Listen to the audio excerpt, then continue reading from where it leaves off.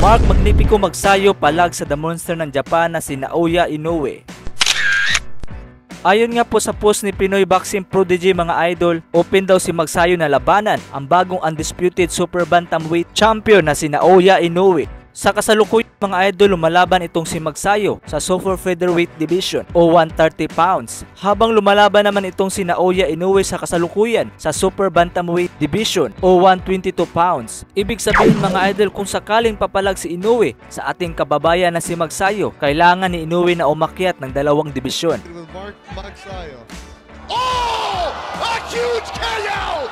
Magsayo! Si Mark Magnifico magsayo na ba ang tatalo sa nag-iisang The Monster ng Japan na si Naoya Inoue? Sa tingin ko dito mga idol, malaki ang pag-asa ni Mark Magsayo na matalo si Naoya Inoue. Unang-una mga idol, mas malaki itong si Magsayo kumpara kay Inoue. Kung makakaya niyang tanggapin ang mga banat ni Inoue, malaking factor yon para makasurvive sa laban. Alam naman natin na knockout puncher itong si Inoue, kaya lahat ng nakalaban niya ay hindi umaabot sa decision. Pangalawa mga idol, lahat ng aspeto meron si Magsayo para talunin si Inoue. Speed, power, footwork at matalino sa laban. Ang nag-iisang kulang lang kay Magsayo mga idol base sa huling laban niya kontra sa malalakas na kampiyon ay ang kanyang stamina. Kailangan lang ni Magsayo na makuha ang walang hanggang stamina para matalo itong si Inoue. Kagaya ni pambansang kamao Manny Pacquiao na 36 rounds a day ang training. Every day, 36 rounds.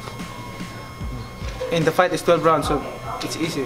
Pero ang katotohanan po dito mga idol ay ang Magsayo versus Inoue po ay napakalabong mangyari dahil si Inoue po ay masasabi nating superstar na sa larangan ng boxing at ang ating kababayan po ay hindi pa masyadong kilala sa buong mundo, kaya malabo pong umakyat si Inoue para labanan lang si Magsayo. Sa madaling salita po mga idol, tanging kampiyon lang ang lalabanan ni Inoue sa kanyang dibisyon, maliban na lang kung maging ganap na kampiyon itong si Magsayo at aakyat naman itong si Inoue dahil gusto niyang maghari sa dibisyon ni Magsayo.